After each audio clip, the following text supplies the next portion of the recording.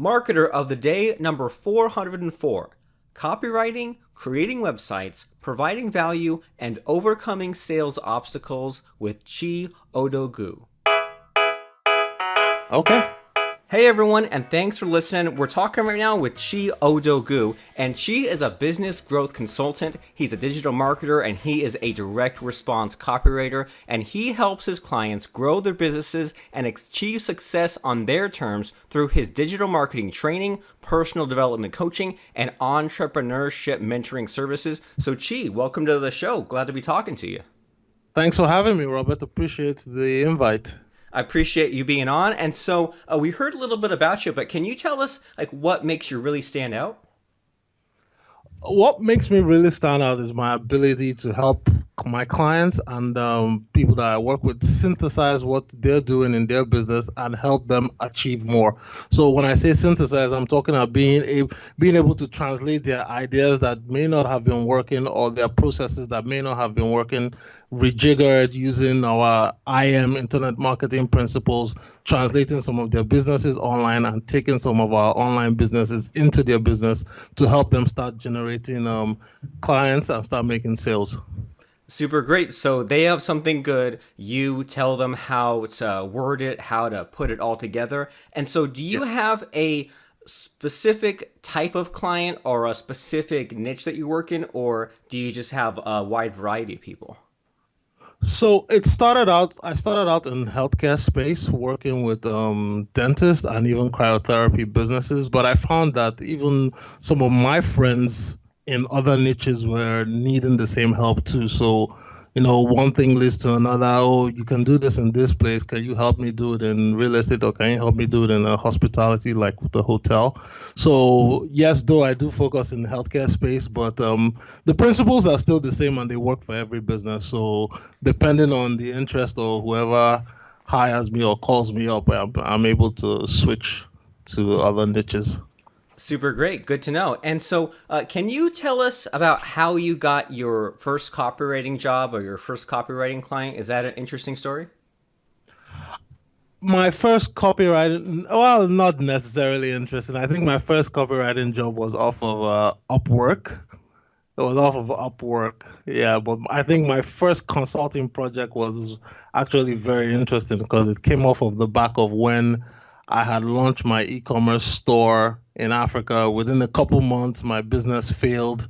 And then I was just like down in the dumps, depressed. So I kind of sat down and started thinking about what caused my business to fail. And I realized it was marketing problems, me outsourcing marketing to people I thought were great marketers, but were not. So I kind of jumped into that very deeply. And then I had a friend who was having troubles in his real estate business. And I said, well, hey, I'm not into real estate, never really done real estate, but you know what? I know what caused me to fail. And if you're willing to put your money where your mouth is, I think I can help you see some success or at least try something new that will bring in clients to your business. And that's kind of how I got my first consulting job in digital marketing.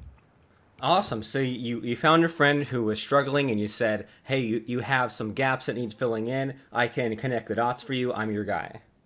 Yeah. Cool. And so, were there any growing pains in getting that new business going? Did you have any difficulty billing clients or raising your prices or getting your name out there or anything like that?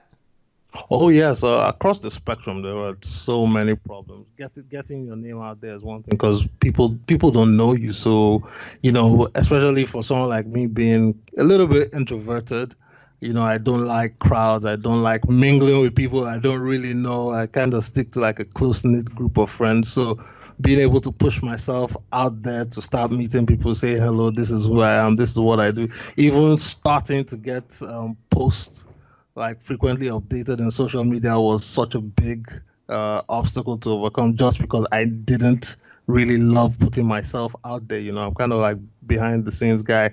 When it came to prices, yes, initially you start with free and then you start with low, but if you're getting results for people and they're getting it at the low cost, they're not going to want to move when you say, hey, I'm doubling my prices or I'm tripling my prices. Everybody's going to feel that reluctance, especially when it comes to pricing. So being able to convince them that they're getting a discount based off of the future income. So I come from a finance background. So what I use is a present value of future cash flow. So I tend to explain to them that, hey, look, the present value you might be paying me might be X, but what you're getting in 3-4 months is 10 times X. So you're really getting it at a discount of 10X minus X, which is 9X.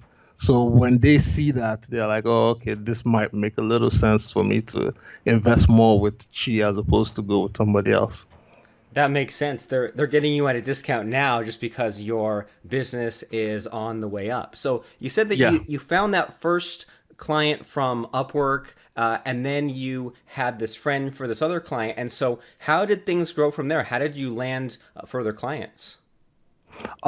Just word of mouth, actually. Word of mouth, and then LinkedIn and social media like Facebook have really, really been helpful because when people start talking about you or you start posting up pictures or even write-ups myself of things I write about, like people tend to reach out and say, hey, I have this problem and I have this challenge. It's just being helpful to people across the board. You're not really trying to do it to be strategic, but you want to do it in such a way that you're actually genuinely solving people's problems. That's when people started reaching out to me. And of course, when my friends were getting success and, and one person in one industry knows people in that same industry. So if they see that their friend is getting success while they're all failing, they're going to come around and say, hey, what are you doing differently that I'm not doing? And show me the way. So that's basically how the business started growing. That makes perfect sense. And I really like that advice to help people and to solve people's problems. That seems to make everything so much easier if you have that mindset, because that way it gives you tons of ideas for things to post on social media. It gives you tons of ideas for like icebreakers if you're connecting to someone. It gives you ideas for what to write for the copy itself. I mean, just really good reminder right there to solve people's problems. And so when you do land these clients and you do solve these people's problems, I mean, what sort of like work do you do exactly? Like, do you start from scratch? Do you rework existing copy? I mean, what actual services do you provide? Okay, so I guess for most of the listeners listening, they're based in North America, whereas right now I'm currently operating in West Africa, and I tend to do West African clients and clients in Middle East and Europe. So starting from where I am in West Africa, not a whole lot of people are operating on the level, even if it's a low level in the US in terms of having great copy. So you have to basically start from scratch. Yes, they will write a website and they will put some words up, but there's no strategic thought behind what is being written. There's no guide like figuring out who your customer is exactly, walking them up through that value ladder or that funnel, whatever you want to call it, saying that, hey, my customer is definitely going to go from, my entry level product to my mid price product to the high price product. A lot of them usually tend to go based off their need. They know that if they sell the high ticket item, there's a lot more profit there and they'll be able to make their quota for the month. So they tend to push. And then because a lot of people are pushing, a lot of people get resistance. Their barriers are way high. But if you come in from like the bottom level and say, hey, look, I'm trying to be helpful in situations where nobody's actually trying to be helpful, everybody's trying to take all they can and can all they take, you find that you're doing something different. And even sometimes just saying that you're going to be there when you want to be there, that's another thing. A lot of people used to take advantage of the fact that, things are unpredictable, traffic can take forever, you might not be able to show up when you're supposed to show up. You might not be able to do what you're going to do at the right time because of things out of your control. Being able to take the phone and say, hey, I'm sorry, I can't make it now. Give me another 2-3 hours. This is what's going on. That alone tends to help my clients differentiate themselves from all the other people that work in the same space, because people start to see them in a new light. So it's almost like re-engineering the business from the inside out, trying to transform them from things that are not necessarily commonplace. Okay, and so when you deal with these businesses, the ones that are, in Europe, Middle East, Africa, how different is it? Like, do they have PayPal there? Do they take online payments there? Anything like that? Yes, so not necessarily. So let's say Africa, for example, not necessarily PayPal, but there are different online merchants and online payment providers. Like the big one in Nigeria, Paga, Paga, Paystack, Paystack, and the banks have their apps that you can pay through. They have what is called direct debit. It's not really popular in the United States. So basically, you can use your mobile phone and just send money from one person to another, and it shows up instantaneously in the bank account. So a lot of people actually use bank transfer. Bank transfer is what it's called. So a lot of people online actually do bank transfer. You send it, then you send it'll come with like a receipt or a transaction number. So you send an email to the I'm blanking the seller, sorry, saying, "Oh, this is my transaction number. I just paid for this." The seller looks it up and sees that actually you paid for it, and then they give you access or deliver the product digitally to you. So there are different payment methods, but PayPal itself is not here. But obviously, we also have things like your Visa, your Mastercard. But there are different ways to pay. Even by phone, you can actually send money just with your phone alone. So there are different methods here of paying for services. Interesting. Okay. So when you make these sorts of web pages, are there certain things that you like you mentioned earlier that many of the existing websites, if a company has one, they don't know about things like a funnel and things like that. And so when you go in and you apply your copywriting magic, are there certain things that you're looking to create? Like, are you looking to create a funnel, or do you usually create like a multi-page website or a long form sales letter? I mean, what sort of things are you looking to make for them? Okay, so I'm looking to create a web page that just a very simple web page, not too long copy, because you have to realize that, so, especially overseas, people tend to be on the internet with their mobile phones. You understand? So it has to be a responsive website. It has to be kind of short to the point. It shouldn't be too heavy in terms of the photos, because then it wouldn't load, and people are very conscious of their data usage.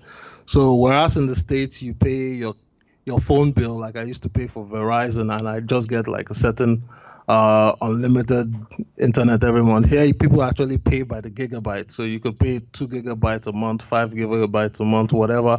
And they know that they want to use that for the month.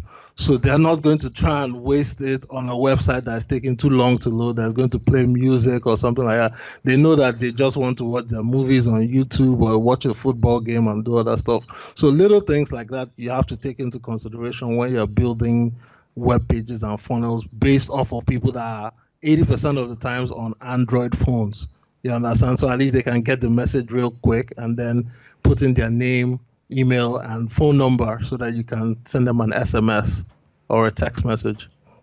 Okay, and what sorts of things are people missing over there? Like, do they know about, say, like an email autoresponder, for example? Yeah. They know about email autoresponders, but the culture is such that not a lot of people spend time in email. You understand?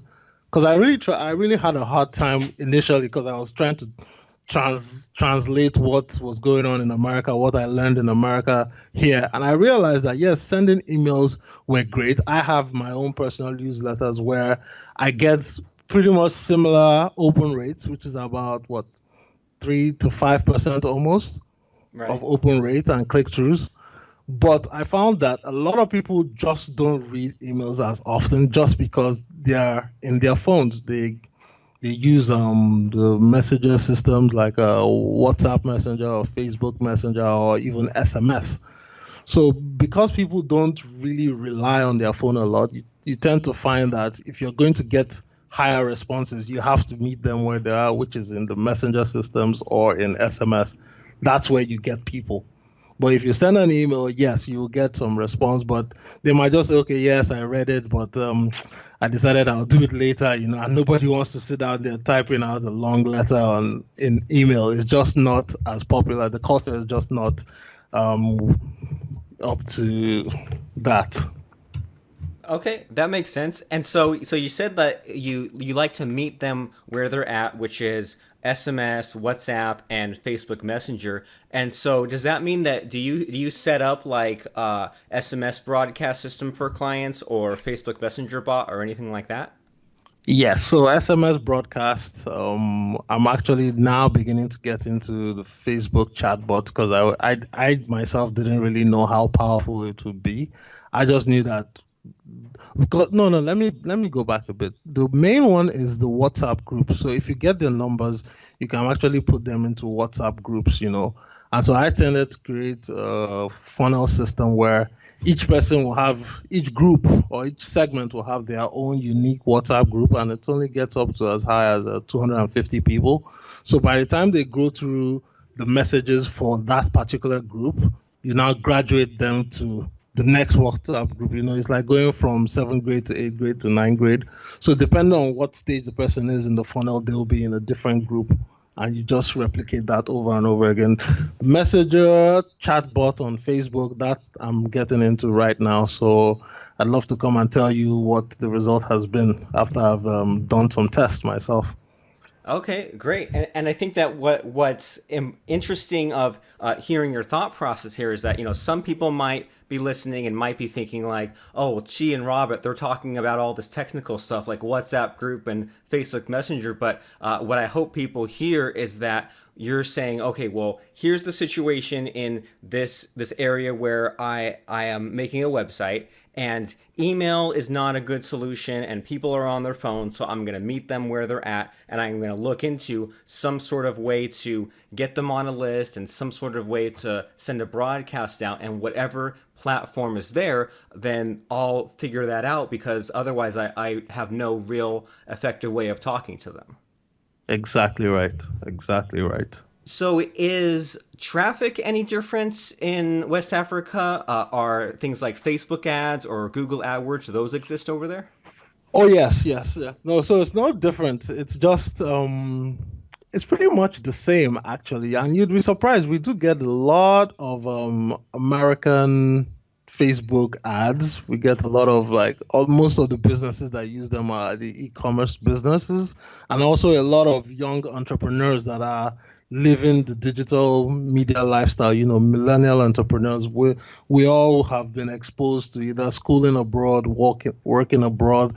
We're bringing some of these new ideas here, and we know that the culture and the society are on these platforms. So we meet people where they are. So even the big brands use Google AdSense and Facebook ads. So it's just here. It's just what I tend to get pissed off at is basically when I know that something could be done better, and I try to critique it and nobody listens to me, and you feel like you're the lone voice in the wilderness trying to tell people that, hey, you could do this a lot better if you listen to me. But I guess people, as they learn and the learning curve improves, they'll tend to become better at this particular skill set. So do you have an example of something like that where you're just sort of frustrated and you're saying there's a better way, it's this, but people aren't listening? Any interesting stories like that? Oh yeah, so there was one with a particularly big airline here. It's a big airline out of the Middle East. So I don't want to name them just not to blow them up. But basically they were running Facebook ads, and it just said something like, oh, fly anywhere with us. Just one sentence, fly anywhere with us, and a generic photo of their plane, and that was it. No call to action, no meat in terms of the messaging, no very good offers being offered. It just said, hey, fly here with us. And I'm like, there's a better way to do this if you want to actually engage people. Even if you want to do like a contest or promotion, you could actually tell them a story about, how people are getting from where they need to go using your airlines, and how you guys are helping to make difference in people's lives. Because I've actually heard very good stories about this airline in particular, how they seem to care more about people that are traveling with them as opposed to other airlines that kind of lose your luggage or don't offer you freebies when they're delayed or stuff like that. These guys tend to do a much better job compared to others, but they're not communicating that to the public. Interesting. So that's the same problem that you mentioned when we began talking here, that these companies have really great products and services. They do really great stuff, but people don't know about it because the marketing is sort of bland or generic or not thought through or doesn't have a hook or something like that. Yes, exactly right. And so some of these companies they need the help of someone like you. And I also imagine that maybe some of the other copywriters, like your competition, I imagine that maybe they many of them are not as researched as you, and some of them are just kind of making a web page and not actually putting in persuasive language. Do you see any of that sort of stuff, like other copywriters missing the mark in some way? Yes, a lot of them, well, I wouldn't say a lot of them. I say yes, quite a few are missing the mark. The problem is, you tend to because you know you're doing a good job, you tend to see when somebody's doing a bad job and tend to ignore when somebody is doing a good job. I'm guilty of having like I guess I'd call it copywriter envy because if I see somebody who's done something great, it doesn't stick in my mind as much as seeing something that is bad. But yeah, there are a lot of very good copywriters here too. So it's actually a very good competitive environment, so to speak, because I know a lot of guys here that actually write for big brands in the US and in Europe. So yeah, there are a lot of guys doing very good stuff, but it's just because I guess I have a bit of blindness towards their work, and maybe I'll call it copy envy. I'm going to be honest and say copy envy. So yeah, but there are good guys doing great work, and then there are also some not so great work going on as well. Okay, good to know. And so, moving forward in the next 5 years or so, is there anything that you hope happens in your region, or anything that you're looking forward to as far as the internet becoming more advanced and things like that? Yes, I'm actually looking forward to having, a time where the cost of internet would definitely reduce dramatically. Like, don't get me wrong, a couple years, not let's say the last before I really moved down here, which was about maybe 6, 7 years ago, it was very difficult to stream a movie. To stream like an hour-long movie would probably take you 3, 4 hours long. But now I can watch a Netflix movie like Narcos. I watched Narcos last weekend, and just like I said dial-up DSL services in the United States, it streamed here no problem, no interruption. So going forward, it's just for the prices to come down, and then as prices come down and as companies increase their capacity, they'll be able to service more people because we really kind of have great internet in the major cities. Like where I live is called Lagos, Nigeria, which is like the number one major city, which is equivalent to New York in the USA. But there are other cities out there that their internet services are really, really poor. So for these things to start expanding to those regions, opening up those markets, getting people online, because once somebody in a remote place gets online, guess what? First thing they want to do is they want to learn what's out there. So they go on YouTube and they learn, they watch movies they watch educational programs, they expand their mind, they figure out how to get trained in skills because they want to get jobs and stuff like that. So once those things start to happen, they develop the skill set to become more economically empowered, and they start to do creative stuff like making movies and all types of stuff, becoming developers and getting training programs up and running. So those are the type of things I want to see. I want to see a situation where the internet becomes more democratized, cheaper, and then enables people to become more empowered so that they can build a better future and a better life for themselves. Amazing stuff. Yeah, I mean, imagine if once Amazon gets over there, or imagine once you get broadband over there, and everyone has humongous smartphones, and you can put video on web pages and everything, right? Yeah, yeah. Well, cool. So, as we're starting to wind down here, I'm curious, in all of your online travels and getting these clients and working on these websites, have you seen like a number one universal mistake that these companies are making? A number one universal mistake. I would actually say the number one thing I've seen is basically not being clear in your messaging. You understand? Not having a Yes. clear, direct message in terms of what you want the customer to do. Like take for example the airline I told you about. They ran a promotion, and I mean in the US it'd just be simple. You do X and then you get Y. It was like you do X, you do Y, you do Z, and then you send us A, B, and C, and then we'll put you in a draw. You understand? So I looked at it and I'm like, dude, I'm not going to waste my time. This is too much effort for the payoff. So not being clear in the messaging is the number one problem a lot of companies are facing. Perfect. I love it. And that's another great message for literally everyone to think about, because even I want to say maybe 13, 14 years ago, there were some marketers that recommended having a sales letter, having a payment button, and then next to it to place a Google ad there saying, oh, well, if they don't buy your product, maybe they'll click a Google ad. And I'm thinking from a copywriting point of view, I'm thinking just give them one thing to do on Mm-hmm. that web page. Or even maybe a few years before that, when the online payment stuff wasn't quite figured out here, sometimes people would say, well, click here if you'd like to mail in a paper check instead of paying online. And I was sort of frustrated the same way that you've been frustrated at times, where I thought, okay, like your mindset is that you think that by giving them more options that you'll get more customers, but in reality you're confusing them, because this is the Mm-hmm. first time that they're seeing your web page, they're about to click off. So yeah, that's great. Any of that language, like near the bottom, like when there's a payment button, it's like just having the text saying click this button to buy, or